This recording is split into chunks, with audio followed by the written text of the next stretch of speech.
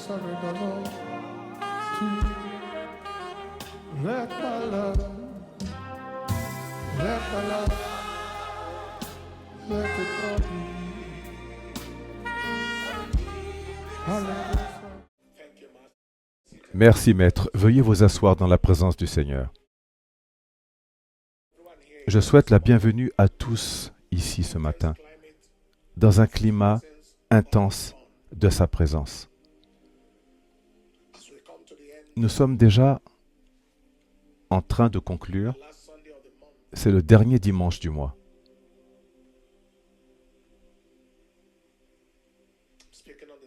Je parle aujourd'hui sur le sujet « Prendre sa place dans la destinée ». Trait d'union, les obstacles. Autrement dit, nous examinons les obstacles, les choses qui empêchent les gens de prendre leur place dans leur destinée.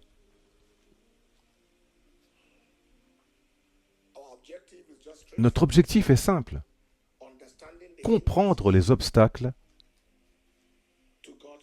au plan de Dieu pour son peuple. Quels sont les obstacles au plan de Dieu pour son peuple? Dans le livre des Nombres, chapitre 13, verset 33,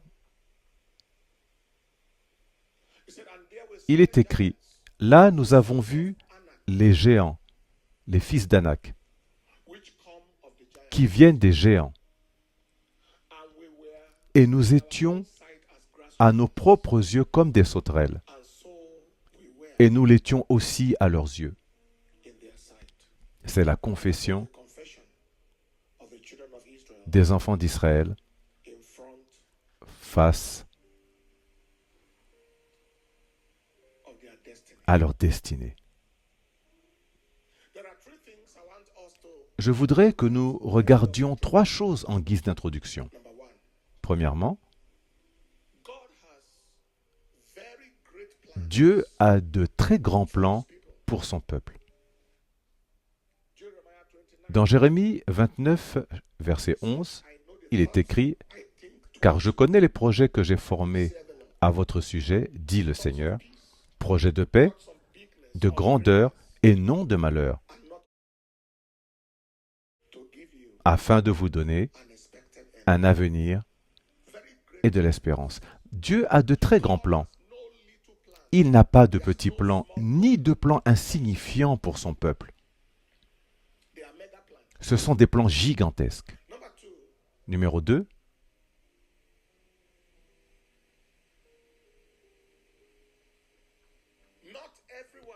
Tout le monde ne devient pas ce que Dieu a prévu qu'il devienne. Tout le monde ne s'engage pas dans le plan de Dieu pour sa vie. En réalité, la majorité des gens ne s'engagent pas dans le plan de Dieu pour leur vie. Pas beaucoup. Les enfants d'Israël ont erré dans le désert. Ils n'ont pas pu entrer dans le plan de Dieu. Numéro 3.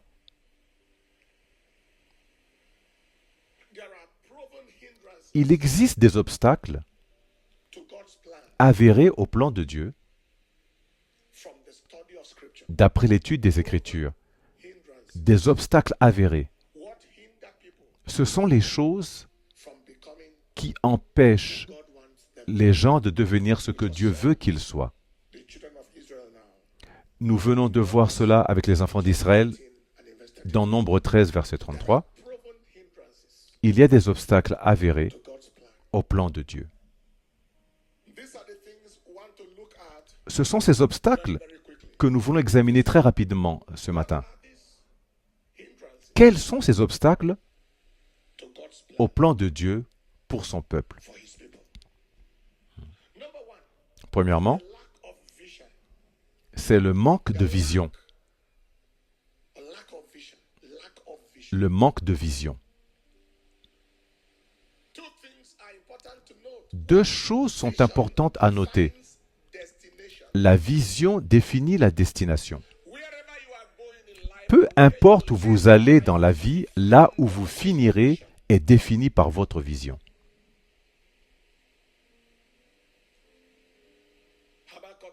Dans Habakkuk chapitre 2, verset 3, il est écrit « Car la vision est pour un temps fixé. La vision vous emmène donc jusqu'à la fin, là où vous devez aller. » Numéro 2, la vision définit la réalité. Ce qui est réel dans la vie d'une personne est défini par sa vision. Elle définit la réalité. Toute la terre que tu vois, je la donne à toi. Nous avons déjà abordé cela la semaine dernière. Il peut donc y avoir un recoutement. Dans le livre de Genèse, chapitre 13, versets 14 et 15. Quel exemple avons-nous de quelqu'un qui manquait de vision et qui n'a pas pu accomplir sa mission? L'exemple d'Ésaü. Dans le livre de Genèse, chapitre 25, verset 32. Ésaü n'avait aucune vision pour son droit d'aînesse. Il a dit, « Voici, je vais mourir. À quoi me sert donc ce droit d'aînesse ?» Il ne voyait aucun profit dans son droit d'aînesse. Il ne savait pas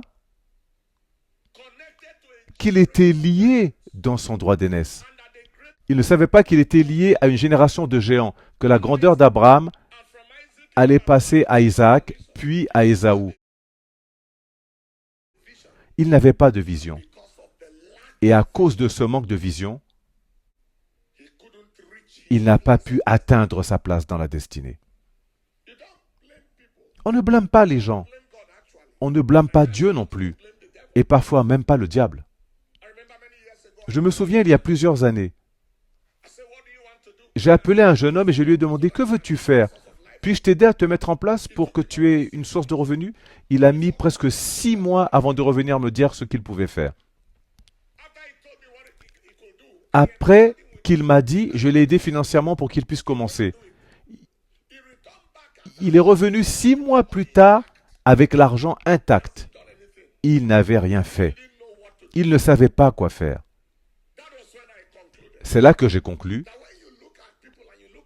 que lorsque l'on regarde les gens, l'échec et tout ce qui se passe sur terre, on ne blâme pas Dieu, parfois même pas le diable. Parce que beaucoup ne savent pas quoi faire de leur vie. Donc rien ne se fait. Le manque de vision est donc le premier obstacle. Deuxièmement,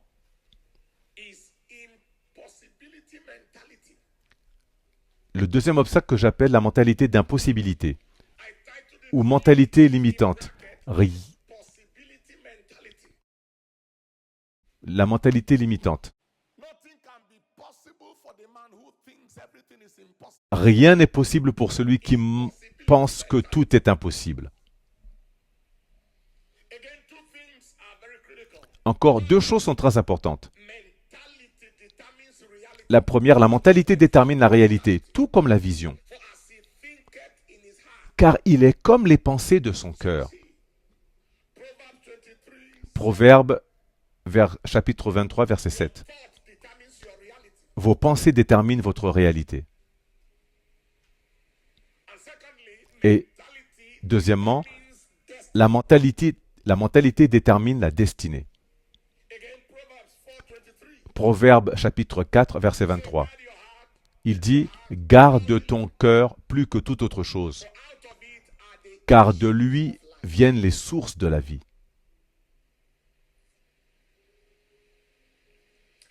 Alléluia.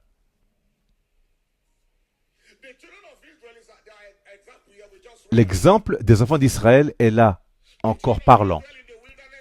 Ils n'ont pas pu entrer dans la terre promise qui était leur destinée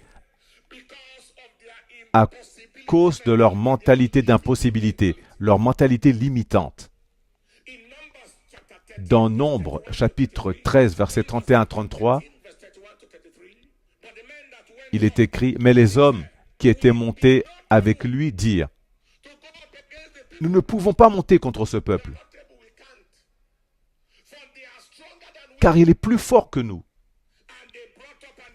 Ils ont rapporté un mauvais rapport sur la terre qu'ils avaient explorée, disant que c'était une terre qui dévorait ses habitants. Cependant, ils sont revenus vivants. Ils ont vu de grands hommes, des géants,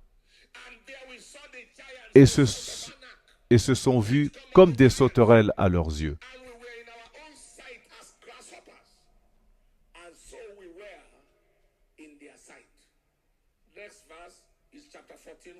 Chapitre 14, verset 1. Toute l'assemblée d'Israël s'est mise à crier et à pleurer cette nuit-là. C'est à ce moment que Dieu a décidé qu'aucun d'eux n'entrerait dans la terre promise, puisqu'ils disaient qu'ils ne pouvaient pas. Donc ils ne le feraient pas. Comprenez bien ce que vous croyez possible. Comprenez bien que ce que vous croyez possible est ce qui devient possible. Si vous croyez que vous pouvez, c'est possible. Si vous croyez que vous ne pouvez pas, c'est aussi possible. C'est selon la foi de chacun, pas selon la force du diable, ni selon la pauvreté de votre milieu familial.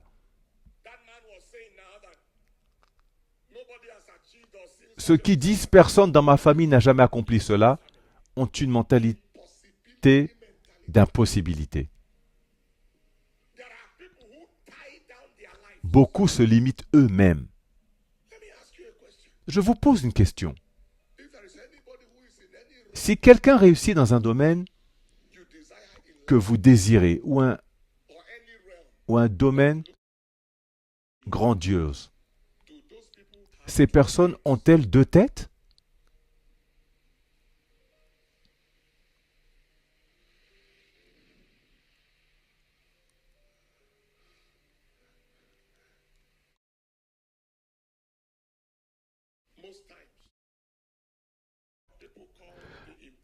Le plus souvent, ce qu'on appelle impossible est simplement ce qui n'a pas encore été tenté. Vous ne savez pas ce qui est possible tant que vous n'avez pas osé faire ce qui semblait impossible. Nous avons franchi des barrières que personne dans notre lignée n'avait jamais franchies. Personne de notre région, personne de notre pays, personne de ce côté du monde, parce que nous avons osé et cru. Je me souviens quand nous sommes arrivés aux États-Unis, après une croisade au Canada, un agent d'immigration nous a demandé « Combien de jours restez-vous » J'ai répondu « 2 jours ». Il a dit « Vous voyagez tout ça pour seulement 2 jours ». J'ai répondu « Nous sommes des gens très occupés. Nous avons beaucoup de choses à faire partout dans le monde. » Vous voyez? Vous arrivez dans un pays, vous arrivez dans un autre pays en position de force, sans aucune trace d'infériorité. Si vous dites que c'est impossible, vous avez raison. Si vous dites que c'est possible, vous avez aussi raison. Je répète, si vous dites que c'est impossible, vous avez raison. Si vous dites que c'est possible, vous avez aussi raison. Rien ne vous sera impossible. Cela signifie que l'impossibilité n'est rien. Le manque de vision et la mentalité limitante sont donc liés. Troisièmement, le troisième obstacle est le manque de décision.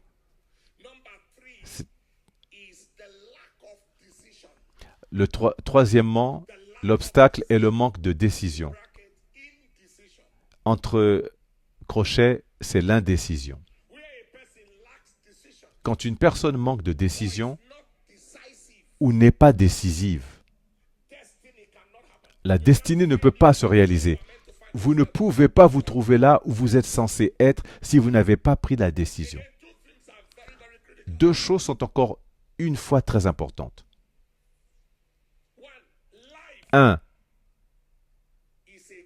La vie est un jeu de choix et non un jeu de hasard. Cela signifie que la décision est la base de la destinée. La vie est un jeu de choix, non un jeu de hasard. Dans Deutéronome chapitre 30, versets 15 et 19, il est écrit « Je mets aujourd'hui devant toi la vie et la mort, le bien et le mal. Choisis la vie, afin que tu vives, toi et ta descendance. » La vie est donc une question de choix, pas de hasard. Choisir la vie signifie que la décision est la pierre angulaire de la destinée.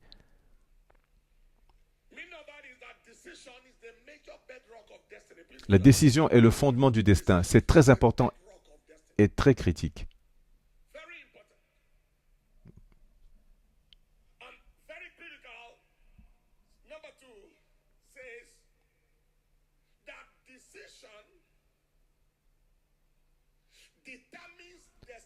Deuxième point, la décision détermine la destination. Comprenez bien, c'est la décision qui détermine la destination. Cela signifie que la route que vous choisissez détermine l'endroit où vous allez finir. Dites-moi quelle route vous avez choisi d'emprunter, je vous dirai où vous allez arriver. La route que vous choisissez détermine l'endroit où vous finirez.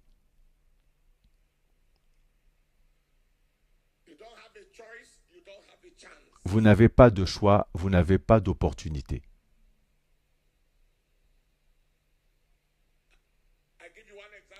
Je vous donne un exemple d'un homme indécis qui n'est jamais devenu quelqu'un, Ruben. Lorsque les frères de Joseph complotaient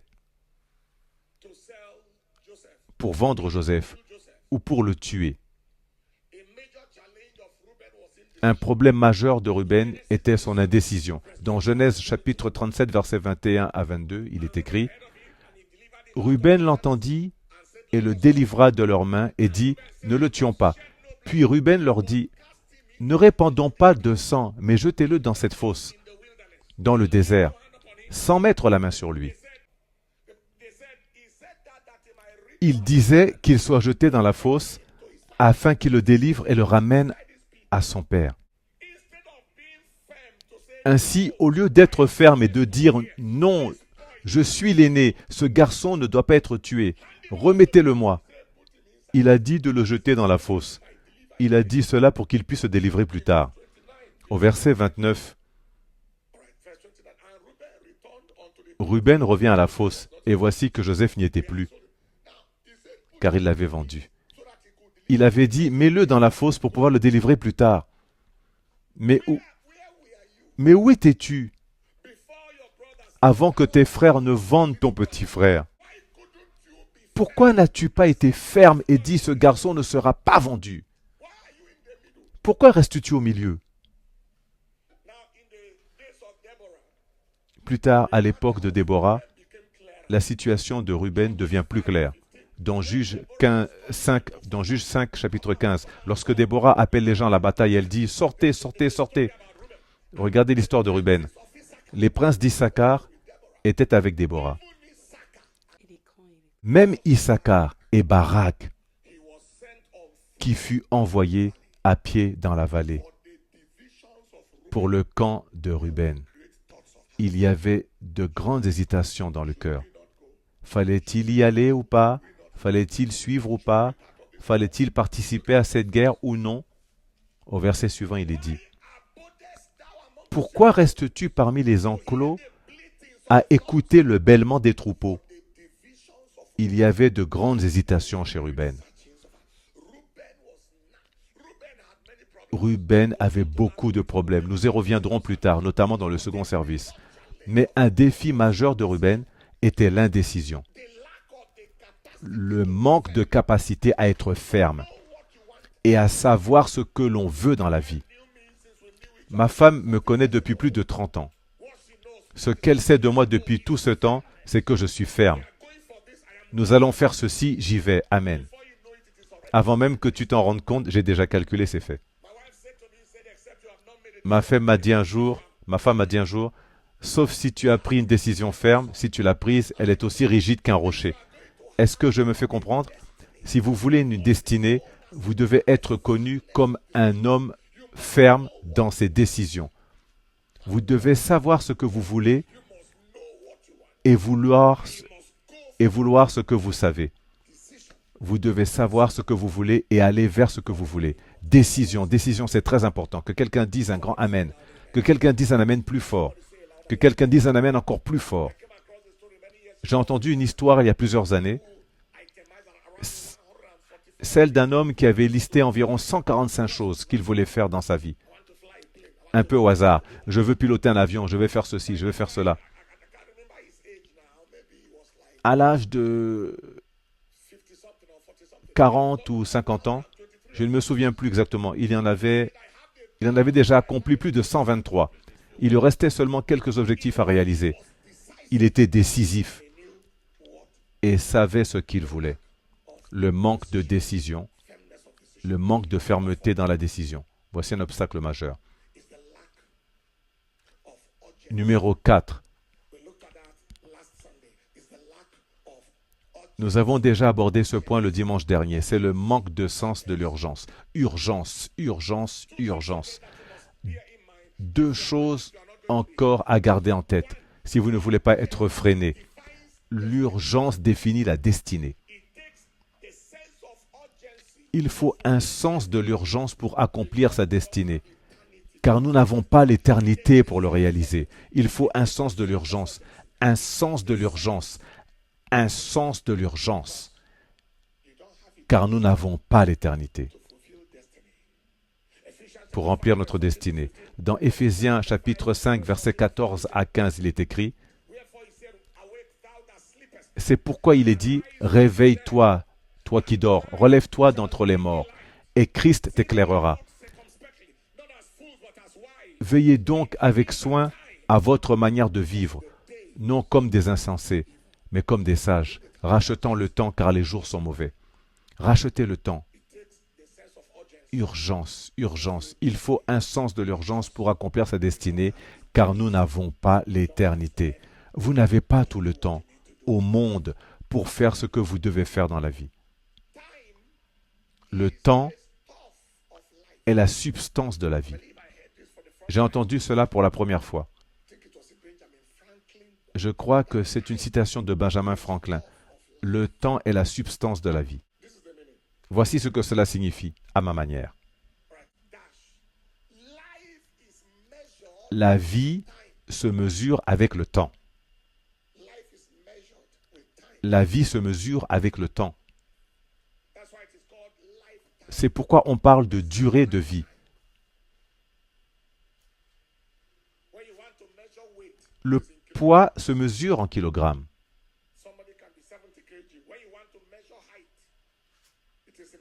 La taille en mètres.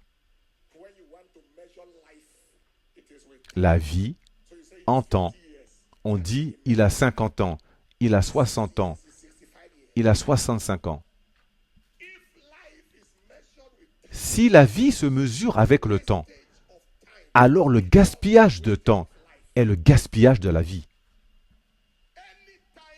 Chaque fois qu'une personne perd du temps, c'est sa vie qu'elle gaspille. Elle gaspille une part importante de sa vie. Le gaspillage du temps est le gaspillage de destinée. Donc, si vous voulez prendre en main votre destinée et atteindre là où Dieu veut que vous arriviez dans la vie, vous devez éviter de gaspiller votre vie et votre temps. Vous devez refuser de passer toute votre vie au téléphone à ne rien faire de significatif, sauf si ce que vous faites sur ce téléphone a un impact sur la vie. Un jour, David était en guerre. Et je vais donner cet exemple. Il a demandé à l'un de ses commandants d'aller rassembler des hommes pour lui. Le temps est la substance de la vie. Dans le psaume 90, verset 12, il est écrit « Enseigne-nous à bien compter nos jours, afin que nous appliquions notre cœur à la sagesse. » David a envoyé un homme pour rassembler les hommes de Juda dans 2 Samuel, chapitre 20, versets 5 à 6. So Amasa went to assemble the men of Judah. But he tarried longer than the set Mais cet homme a mis plus de temps his command. que celui que David lui avait fixé.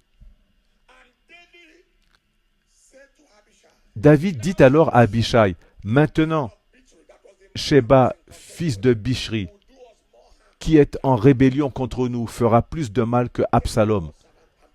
Prends ton serviteur, poursuis-le, de peur qu'il ne nous échappe. » was the man who was Amasa était censé être le commandant de cette opération. Mais il a pris plus de temps que prévu. Si if you are wasting time, Si vous perdez du temps, is warming up to quelqu'un d'autre se prépare à prendre votre place. God will never wait for you. Dieu ne vous attendra pas éternellement. La destinée ne vous attendra pas éternellement. Amasa a pris plus de temps que le délai imparti. Et comme il tardait, il a été instantanément remplacé. Abishai s'est avancé. Vas-y, accomplis la mission. Personne ne prendra votre place. Personne ne prendra votre place. Personne ne prendra votre place.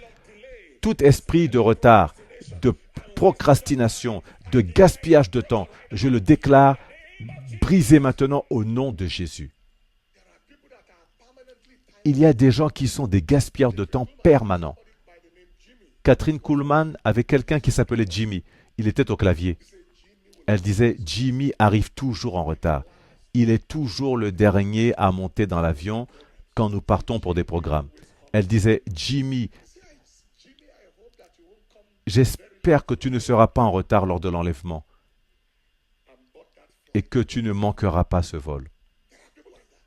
Il y a des gens comme ça. Ils traînent. Peu importe ce que vous faites, ils traînent toujours les pieds dans tout ce qu'ils font. Pourquoi ne pas faire les choses plus tôt que l'heure prévue, au lieu de les faire après l'heure prévue? We must reject Nous devons rejeter ce fléau du retard et avancer avec un sens de l'urgence. if you are not going to miss your Si vous ne voulez pas manquer votre place, Amasa a manqué la sienne parce qu'il a perdu du temps. Vous ne manquerez pas votre place au nom de Jésus-Christ. you believe that, say loud amen. Si vous croyez cela, dites un grand Amen. And so number one Ainsi, le premier point abordé aujourd'hui est le manque de vision. Deuxièmement, limiting or impossible, c'est la mentalité limitante ou d'impossibilité. Numéro 3, the lack of decision. c'est le manque de décision. Number 4 Numéro 4, is the lack c'est le manque of urgency. du sens de l'urgence. And number 5, Et le numéro 5, c'est le manque de discipline. Discipline. these things are tied together somehow. Ces choses sont d'ailleurs liées entre elles.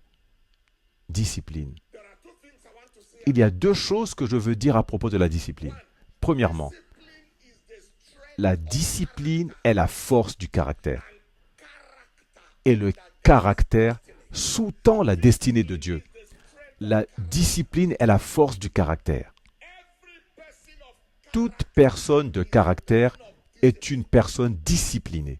he won't lie, he won't Elle ne mentira pas, elle ne trichera pas, elle ne volera pas, elle ne fera pas ceci ou cela. C'est une fonction du caractère. is the strength of character. La discipline est la force du caractère et le caractère sous-tend la destinée de Dieu. Ainsi, Forms your action, vos pensées forment vos actions, vos actions forment vos habitudes forment votre caractère et votre caractère détermine votre destinée. that is why an indisciplined C'est pourquoi une personne indisciplinée ne peut pas devenir ce qu'elle est censée devenir. Deuxièmement, discipline is the la discipline, c'est le contrôle de soi. say somebody is disciplined. Quand on dit que quelqu'un est discipliné, cela signifie qu'elle a le contrôle sur elle-même. And what does that mean? Elle a le contrôle. Et qu'est-ce que cela signifie? The control of self Le contrôle de soi is connected to the control. est lié au contrôle de l'avenir. Say it another way. Dit autrement, If you have no control, si vous n'avez pas le contrôle sur vous-même, vous n'avez pas le contrôle sur votre avenir. Si vous n'avez pas de contrôle sur vous-même, vous avez perdu le contrôle de votre avenir. Pourquoi? Parce que vous devez être capable de vous forcer à faire ce qui est nécessaire pour voir ce que vous désirez. Vous devez vous forcer à faire ce qui est nécessaire pour obtenir ce que vous voulez. C'est aussi un autre défi d'Ésaü, le manque de discipline, le manque de contrôle. Ésaü n'avait aucun contrôle sur son appétit. Genèse chapitre 25, versets 32 à 34. Regardez Ésaü et la nourriture. Ésaü dit, « Voici, je vais mourir. À quoi me sert donc ce droit d'aînesse? Comment peux-tu mourir de faim dans la maison de ton père? » C'était une exagération. Verset 33. Jacob dit, « Jure-le-moi aujourd'hui. » Et le lui jura. Et il vendit son droit d'aînesse à Jacob. Verset 34. Alors Jacob donna à Ésaü du pain et un potage de lentilles. Il mangea et but, se leva et s'en alla. C'est ainsi qu'Ésaü méprisa son droit d'aînesse et c'est ainsi qu'il méprisa sa destinée. Quand Paul l'apôtre rapporte cela dans Hébreux chapitre 12 versets 16 à 17, regardez ce qu'il dit. Il compare son cas à celui d'un fornicateur. Veillez à ce qu'il n'y ait ni fornicateur, ni profane, comme Ésaü, qui pour un seul mets vendit son droit d'aînesse. Car vous savez que plus tard, voulant hériter la bénédiction, il fut rejeté, quoiqu'il l'ait recherché avec larmes, car il ne trouva pas de place pour la repentance. Ésaü a échoué parce qu'il manquait de discipline. Il manquait de contrôle. Combien d'entre vous savent qu'on ne peut pas jeûner 3 jours à sec en ne buvant que de l'eau sans maîtrise de soi? C'est le minimum. Il y a des gens qui rompent leur jeûne dès le premier jour parce qu'ils sentent l'odeur de la nourriture, ou autre chose, et cela devient une habitude répétée. L'indiscipline. Il y a des gens qui ne peuvent pas voir de l'argent sans le dépenser. Discipline, le contrôle, la capacité de dire non et de maintenir sa dignité. Ce sont des choses qui empêchent les gens d'atteindre là où ils devraient être. En ce moment, je voudrais que vous vous engagiez à éviter tout ce que vous avez entendu ce matin.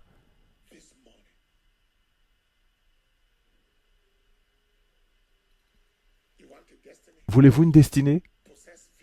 Ayez une vision. Ayez la mentalité que tout est possible. Soyez une personne de décision.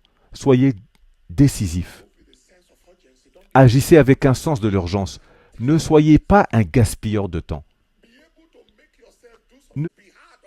Soyez dur avec vous-même. Pour que la vie soit facile avec vous, soyez dur avec vous-même de temps en temps. Mon conseil est double. Premièrement,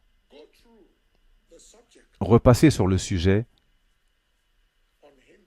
des obstacles à la prise de votre place dans votre destinée.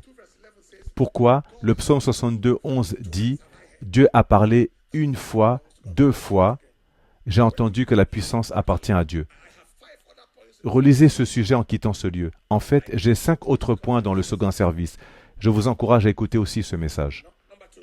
Deuxièmement, évitez délibérément, intentionnellement et avec décision ces obstacles par la grâce de Dieu. C'est-à-dire demander la grâce. Encore, évitez délibérément, intentionnellement et avec décision les obstacles par sa grâce. Pourquoi dis-je par sa grâce? Le livre de Tite, chapitre 2, versets 11 à 12, il est écrit « Car la grâce de Dieu, source de salut, pour tous les hommes a été manifesté, nous enseignant à renoncer à l'impiété et aux convoitises mondaines, et à vivre dans le siècle présent selon la sagesse, la justice et la piété. La grâce de Dieu vous enseigne à gérer les obstacles. Elle vous aide à dire non à ce à quoi il faut dire non. Alors évitez délibérément, intentionnellement et avec décision ces obstacles par la grâce de Dieu. C'est un nouveau jour pour quelqu'un ici. Si c'est vous, dites un grand Amen. Si c'est vous, dites un Amen plus fort. Est-ce que quelqu'un a été béni ce matin? Levez-vous, levez les mains et rendez gloire au roi des rois. Merci Père. Merci Seigneur. Adonai, merci. Elohim, merci. Rapha, merci. Père, nous t'adorons. Levez vos mains ce matin et dites après moi, Père, merci pour ta parole. Pour moi aujourd'hui, au nom de Jésus. Dites après moi, je reçois la grâce d'éviter les obstacles de la destinée. Je reçois cette grâce. Élevez la voix et parlez à Dieu. Je reçois la grâce. Je reçois la grâce. Je reçois la grâce.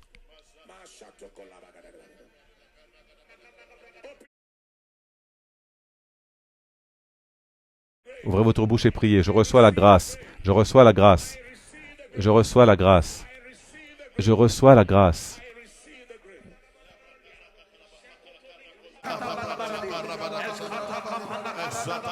In Jesus' precious name. One more time, you need Encore une fois, vous avez besoin de Jésus dans votre vie. Vous avez besoin de pardonner vos péchés. Vous avez besoin d'être véritablement né de nouveau. Vous venez de voir le climat de sa présence. Vous avez entendu sa parole. Vous avez vu l'œuvre et les témoignages. Ne laissez personne vous supplier de venir. Courez vers l'avant et soyez le premier à venir. Je vais compter jusqu'à 10. Encore une fois. 1, 2, 3. 1,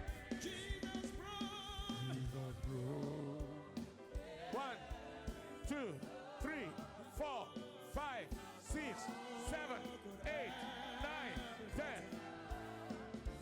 Jesus broke every fetter, and he set me free. Along with those coming, if you have an addiction, Viennent. Si vous avez une addiction, un style de vie négatif, vous voulez que Dieu le brise pour vous aussi, rejoignez-nous maintenant. Vous fumez de la marijuana, de l'herbe indienne, de la cocaïne, du crack. Vous êtes dans l'ivresse, l'alcoolisme, un style de vie immoral. Vous fumez sous toutes ses formes. Vous n'êtes pas heureux. Vous voulez que le joug soit brisé. Vite, courez vers l'avant maintenant. Vous êtes fatigué. Vous n'êtes pas une mauvaise personne, mais vous faites ces choses et vous voulez que la puissance de Dieu brise cela. Courez vers l'avant. Je compte jusqu'à 10. Vous voulez changer de style de vie. Vous menez un style de vie frauduleux ou une vie de jeu. Courez encore une fois vers l'avant.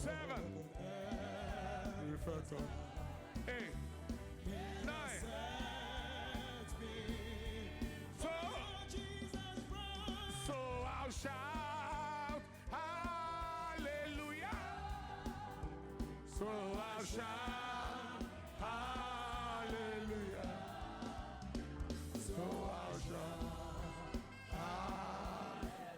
And he sets me free. And he sets me free. Place your hand on your chest and pray after me and say, Lord Jesus. Posez votre main sur votre poitrine et priez après moi. Seigneur Jésus, je reçois le pardon de mes péchés. La grâce de vivre pour toi, Seigneur. Je la reçois, merci Seigneur, au nom de Jésus. Amen. Je prie pour vous aujourd'hui. Je déclare que la puissance de l'ennemi est brisée. La grâce de vivre pour Dieu est libérée pour vous, au nom précieux de Jésus-Christ. Amen.